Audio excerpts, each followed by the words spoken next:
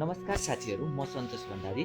आज म तपाईँहरूलाई बिएड दोस्रो वर्षको एजुकेसन साइकोलोजीका केही पुराना क्वेसनहरू लिएर आएको छु। त्यसैले भिडियोलाई अन्तिमसम्म हेर्नुहोला र भिडियो मन परे लाइक, कमेन्ट, सेयर गर्न नभुल्नुहोला।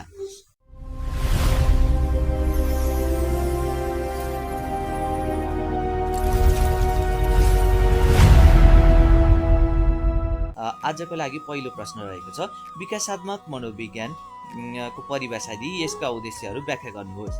विकासात्मक मनोविज्ञानको एउटा महत्त्वपूर्ण शाखा हो जसले गर्भाधानदेखि मृत्युसम्म मानवमा हुने शारीरिक, मानसिक, संवेगात्मक, सामाजिक, नैतिक तथा बौद्धिक विकास र परिवर्तनहरूको वैज्ञानिक अध्ययन गर्दछ। यसले विकासका विभिन्न चरणहरूमा व्यक्तिमा हुने परिवर्तन, ती परिवर्तनका कारण तथा विकासका नियमहरूको अध्ययन गर्दछ। शैक्षिक क्षेत्रमा विकासात्मक मनोविज्ञानको विशेष महत्त्व छ किनकि यसले शिक्षकलाई विद्यार्थीको उमेर, रुचि, क्षमता, आवश्यकता तथा विकासको स्तर अनुसार प्रभावकारी शिक्षण गर्न सहयोग पुर्याउँछ। विकासात्मक मनोविज्ञानका उद्देश्यहरू: नम्बर 1, मानव विकासको अध्ययन गर्नु। मानव जीवनका विभिन्न अवस्थाहरू शैशव, बाल्यावस्था, किशोरावस्था, प्रौढ अवस्था र वृद्धावस्थामा हुने शारीरिक, मानसिक, सामाजिक तथा संवेगात्मक विकासको अध्ययन गर्नु यसको मुख्य उद्देश्य हो। नम्बर 2, विकासका सिद्धान्त तथा प्रक्रियालाई बुझ्नु। मानव विकास कसरी, किन र कुन क्रममा हुन्छ भन्ने विषयमा वैज्ञानिक ज्ञान प्राप्त गर्नु तथा विकासका सामान्य सिद्धान्तहरूको अध्ययन गर्नु। नम्बर 3, व्यक्तिगत भिन्नताको अध्ययन गर्नु। प्रत्येक व्यक्तिको विकासको गति, क्षमता, रुचि तथा व्यवहार फरक हुने भएकाले ती भिन्नताका कारणहरूको अध्ययन गरी व्यक्ति अनुकूल शिक्षण गर्न सहयोग गर्नु। विकासलाई प्रभाव पार्ने तत्त्वहरूको अध्ययन गर्नु। वंशाणु र वातावरण लगायत परिवार, विद्यालय, समाज, संस्कृति, पोषण तथा शिक्षाले विकासमा पार्ने प्रभावको अध्ययन गर्नु। नम्बर 5, भविष्यको विकास र व्यवहारको पूर्वानुमान गर्नु। विकासका सिद्धान्तका आधारमा व्यक्तिको भावी विकास र व्यवहारको अनुमान गरी उचित शैक्षिक योजना तथा मार्गदर्शन प्रदान गर्नु। विकास सम्बन्धी समस्याको समाधान गर्नु। सिकाइ, कठिनाइ, व्यवहारगत समस्या, भावनात्मक असन्तुलन तथा विकासात्मक ढिलाइ जस्ता समस्याहरू पहिचान गरी तिनको समाधानका उपाय खोज्नु। नम्बर 7, शिक्षण सिकाइ प्रक्रियालाई प्रभावकारी बनाउनु।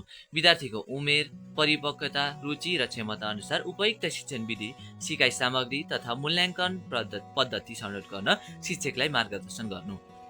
नम्बर 8, निर्देशन, परामर्श तथा समग्र व्यक्तित्व विकासमा सहयोग गर्नु।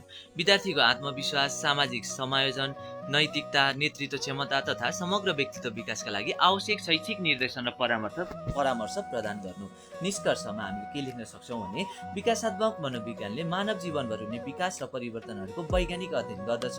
यसले शिक्षकलाई विद्यार्थीको विकासको अवस्था, आवश्यकता र व्यक्तिगत भिन्नता बुझ्न सहयोग पुर्याउँछ। साथै उपयुक्त शिक्षण विधि छनौट, विकास सम्बन्धी समस्याको समाधान तथा प्रभावकारी निर्देशन र परामर्श प्रदान गर्न आधार उपलब्ध गराउँछ। त्यसैले विकासात्मक मनोविज्ञान शैक्षिक मनोविज्ञानको आधारभूत तथा अत्यन्त महत्त्वपूर्ण विषय मानिन्छ। नम्बर 2, विकासले निश्चित तथा पूर्वानुमान योग्य ढाँचाको अनुसरण गर्दछ। उदाहरणसहित स्पष्ट पार्नुहोस्। मानव विकास निरन्तर चलिरहने प्रक्रिया हो। जन्मदेखि मृत्युसम्म व्यक्तिमा शारीरिक, मानसिक, संवेगात्मक, सामाजिक तथा नैतिक पक्षमा परिवर्तन हुँदै जान्छ। यी परिवर्तनहरू अव्यवस्थित रूपमा नभई निश्चित र पूर्वानुमान योग्य ढाँचा अनुसार हुन्छन्। अर्थात् प्रत्येक व्यक्तिको विकासको गति फरक हुन सक्छ तर विकासको क्रम भने लगभग सबैमा एउटै हुन्छ। यही कारणले विकासलाई निश्चित तथा पूर्वानुमान योग्य प्रक्रिया भनिन्छ। विकासले निश्चित तथा पूर्वानुमान योग्य ढाँचाको अनुसरण गर्दछ। यस सिद्धान्त अनुसार मानव विकास निश्चित नियम र क्रम अनुसार अगाडि बढ्छ। कुनै पनि व्यक्तिले विकासका चरणहरू उफ्रेर पार गर्न सक्दैन। उदाहरणका लागि बच्चाले पहिले घाँटी समात्न सिक्छ, त्यसपछि बस्न, घस्रिन, उभिन र अन्त्यमा हिँड्न सिक्छ। हिँड्न सिक्नु अघि दौडन सम्भव हुँदैन। त्यसैले विकासको क्रम निश्चित हुन्छ र त्यसको पूर्वानुमान गर्न सकिन्छ। विकासको निश्चित तथा पूर्वानुमान योग्य ढाँचाका विशेषताहरू: नम्बर 1, विकास टाउकोदेखि खुट्टातर्फ हुन्छ। विकासको सुरुवात टाउकोबाट हुन्छ र क्रमशः घाँटी, काँध, हात, शरीर र अन्त्यमा खुट्टाको नियन्त्रण विकसित हुन्छ। उदाहरणका लागि बच्चाले पहिले टाउको उठाउन सिक्छ, त्यसपछि बस्न र अन्त्यमा हिँड्न सिक्छ। नम्बर 2, विकास केन्द्रबाट बाहिरी भागतर्फ हुन्छ। शरीरको केन्द्र भागको विकास पहिले हुन्छ र त्यसपछि हात, औँला तथा अन्य बाहिरी अङ्गहरूको विकास हुन्छ। उदाहरणका लागि बच्चाले पहिले सम्पूर्ण हात चलाउन सिक्छ, त्यसपछि औँलाले पेन्सिल समात्न सिक्छ। नम्बर 3, विकास सामान्य प्रक्रियाबाट विशिष्ट प्रक्रियातर्फ हुन्छ। सुरुमा बच्चाको प्रक्रिया सामान्य हुन्छ, त्यसपछि क्रमशः विशेष र नियन्त्रणयुक्त बन्छ। उदाहरणका लागि सुरुमा बच्चाले सम्पूर्ण हात चलाउँछ, त्यसपछि एउटा औँलाले सानो वस्तु समात्न सक्षम हुन्छ। नम्बर 4 मा विकास सरलबाट जटिलतर्फ हुन्छ। विकासको प्रक्रिया सजिलो सिपबाट कठिन र जटिल सिपतर्फ अघि बढ्छ। उदाहरण, पहिले बच्चाले अक्षर चिन्छ, त्यसपछि शब्द पढ्छ र अन्त्यमा वाक्य वा अनुच्छेद पढ्न सिक्छ। नम्बर 5, विकास निरन्तर हुन्छ। विकास जीवनभर चलिरहने प्रक्रिया हो। यसको गति कहिले छिटो र कहिले ढिलो हुन सक्छ, तर विकास पूर्ण रूपमा रोकिँदैन। उदाहरण, बाल्य अवस्थामा शारीरिक विकास तीव्र हुन्छ भने प्रौढ अवस्थामा मानसिक तथा सामाजिक परिपक्वता बढ्दै जान्छ। नम्बर 6, विकासको क्रम समान हुन्छ तर गति फरक हुन्छ। सबै बालबालिकाले विकासका चरणहरू एउटै क्रममा पार गर्छन्, तर समय भने फरक हुन सक्छ। उदाहरण, कतिपय बालबालिका 10 महिनामै हिँड्न थाल्छन् भने केही 14-15 महिनामा हिँड्न सक्छन्, तर सबैले हिँड्न अघि उभिन सिक्छन्। अब शैक्षिक महत्त्व के छ भनेर हेरौँ। पहिलो शैक्षिक महत्त्व रहेको छ शिक्षकले विद्यार्थीको विकासको स्तर अनुसार शिक्षण योजना बनाउन सक्छन्। उमेर र परिपक्वता अनुसार उपयुक्त शिक्षण विधि छनौट गर्न सजिलो हुन्छ। विद्यार्थीको व्यक्तिगत भिन्नतालाई सम्मान गर्न मद्दत मिल्छ। विकासमा ढिलाइ भएका विद्यार्थीलाई समयमै पहिचान गरी आवश्यक सहयोग गर्न सकिन्छ। प्रभावकारी निर्देशन, परामर्श तथा मूल्याङ्कन गर्न आधार प्राप्त हुन्छ। निष्कर्षमा, मानव विकास निश्चित तथा पूर्वानुमान योग्य ढाँचामा हुने प्रक्रिया हो। विकासको गति व्यक्ति अनुसार फरक भए पनि यसको क्रम निश्चित हुन्छ। विकास टाउकोदेखि खुट्टातर्फ, केन्द्रबाट बाहिरी भागतर्फ, सामान्यबाट विशिष्ट र सरलबाट जटिलतर्फ अगाडि बढ्छ। यी सिद्धान्तहरूको ज्ञानले शिक्षकलाई विद्यार्थीको विकास अनुसार शिक्षण गर्न, उचित मार्गदर्शन दिन तथा समग्र व्यक्तित्व विकासमा सहयोग पुर्याउन महत्त्वपूर्ण आधार प्रदान गर्दछ। यसकै अर्को क्वेसनमा रहेको छ, विशेष आवश्यकता भएका बालबालिकालाई शिक्षा दिने विभिन्न तरिकाहरूको चर्चा गर्नुहोस्। विशेष आवश्यकता भएका बालबालिका भन्नाले शारीरिक, मानसिक, बौद्धिक, संवेगात्मक, सामाजिक, दृष्टि, श्रवण, भाषा वा सिकाइ सम्बन्धी कठिनाइ भएका तथा सामान्य शिक्षण विधिबाट मात्र पर्याप्त लाभ लिन नसक्ने बालबालिकालाई बुझिन्छ। यस्ता बालबालिकाहरूको क्षमता, आवश्यकता र रुचि अनुसार उपयुक्त शिक्षण व्यवस्था गर्ने विशेष शिक्षाको मुख्य उद्देश्य हो। उचित शिक्षण विधि र सहयोग प्रदान गरिएमा उनीहरूले पनि अन्य बालबालिका सरह आफ्नो क्षमता विकास गर्न सक्छन्। विशेष आवश्यकता भएका बालबालिकालाई शिक्षा दिने विभिन्न तरिकाहरू। नम्बर 1, समावेशी शिक्षा। समावेशी शिक्षामा विशेष आवश्यकता भएका बालबालिकालाई सामान्य विद्यालय र कक्षामा अन्य बालबालिकासँगै अध्ययन गर्ने अवसर प्रदान गरिन्छ। शिक्षकले उनीहरूको आवश्यकता अनुसार शिक्षण विधि, सामग्री तथा मूल्याङ्कनमा आवश्यक परिमार्जन गर्छन्। यसले समान अवसर, सामाजिक समायोजन तथा आत्मविश्वासको विकास गर्दछ। नम्बर 2, एकीकृत शिक्षा। यस प्रणालीमा विशेष आवश्यकता भएका बालबालिकाहरूलाई सामान्य विद्यालयमा भर्ना गरिन्छ, तर आवश्यक पर्दा विशेष शिक्षक, स्रोत कक्षा वा अतिरिक्त सहयोग उपलब्ध गराइन्छ। यसले सामान्य र विशेष शिक्षाको संयोजन गर्दछ। नम्बर 3, विशेष विद्यालय। गम्भीर दृष्टिविहीन, श्रवणविहीन, बौद्धिक अपाङ्गता वा बहुअपाङ्गता भएका बालबालिकाका लागि विशेष विद्यालय सञ्चालन गरिन्छ। यहाँ प्रशिक्षित शिक्षक, विशेष पाठ्यक्रम, आवश्यक उपकरण तथा अनुकूल शिक्षण वातावरण उपलब्ध गरिन्छ। नम्बर 4, स्रोत कक्षा। सामान्य विद्यालयभित्र नै स्रोत कक्षाको व्यवस्था गरी विशेष आवश्यकता भएका विद्यार्थीलाई अतिरिक्त शिक्षण, उपचारात्मक कार्यक्रम तथा व्यक्तिगत सहयोग प्रदान गरिन्छ। आवश्यकता अनुसार उनीहरूले केही समय स्रोत कक्षामा र बाँकी समय नियमित कक्षामा अध्ययन गर्छन्। नम्बर 5 मा छ व्यक्तिगत शिक्षण योजना। प्रत्येक विशेष आवश्यकता भएको बालबालिकाको क्षमता, समस्या र आवश्यकताको मूल्याङ्कन गरी व्यक्तिगत शिक्षण योजना तयार गरिन्छ। यस योजना अनुसार विद्यार्थीको सिकाइ, उद्देश्य, शिक्षण विधि, सामग्री तथा मूल्याङ्कन निर्धारण गरिन्छ। नम्बर 6, सहायक सामग्री तथा प्रविधिको प्रयोग। ब्रेल लिपि, श्रवण यन्त्र, व्हीलचेयर, कम्प्युटर, स्क्रिन रिडर, साङ्केतिक भाषा, चित्र तथा श्रव्य दृश्य सामग्री जस्ता सहायक उपकरणको प्रयोगले शिक्षणलाई प्रभावकारी बनाउँछ। नम्बर 7, उपचारात्मक तथा सुधारात्मक शिक्षण। सिकाइमा कठिनाइ भएका बालबालिकाका लागि अतिरिक्त अभ्यास, सरल शिक्षण विधि, व्यक्तिगत मार्गदर्शन तथा पुनः सिकाइको व्यवस्था गरिन्छ। यसले सिकाइ कमजोरी हटाउन सहयोग गर्दछ। नम्बर 8, अभिभावक, शिक्षक तथा समुदायको सहकारी। विशेष आवश्यकता भएका बालबालिकाको सफल शिक्षाका लागि अभिभावक, शिक्षक, विद्यार्थी, विशेषज्ञ तथा समुदायबीच निरन्तर समन्वय र सहकारी आवश्यक हुन्छ। यसले बालबालिकाको समग्र विकासमा सकारात्मक प्रभाव पार्छ। निष्कर्ष, विशेष आवश्यकता भएका बालबालिकालाई शिक्षा दिन समावेशी शिक्षा, एकीकृत शिक्षा, विशेष विद्यालय, स्रोत कक्षा, व्यक्तिगत शिक्षण योजना, सहायक प्रविधि, उपचारात्मक शिक्षण तथा अभिभावक, विद्यालय, समुदायको सहकार्य जस्ता विभिन्न उपाय अपनाइन्छ। यी सबै विधिहरूको उद्देश्य प्रत्येक बालबालिकालाई समान, गुणस्तरीय र आवश्यकता अनुसारको शिक्षा प्रदान गरी उनीहरूको पूर्ण क्षमता विकास, आत्मनिर्भरता र समाजमा सम्मानपूर्वक समायोजन गराउनु हो। यही कारणले विशेष आवश्यकता भएको बालबालिका बालबालिकाहरूको शिक्षामा बाल केन्द्रित, समाजसेवी तथा सहयोगात्मक दृष्टिकोणलाई विशेष महत्त्व दिन्छ। आजको लागि तेस्रो प्रश्न छ, यौनावस्थाको सामान्य परिचय दिई यस अवधिमा देखिने चिन्ताका स्रोतहरू उल्लेख गर्नुहोस्। यौनावस्था बाल्यावस्था र किशोरावस्था बीचको संक्रमण काल हो, जसमा व्यक्तिको शरीर, मन, भावना तथा सामाजिक व्यवहारमा तीव्र परिवर्तनहरू देखा पर्छन्।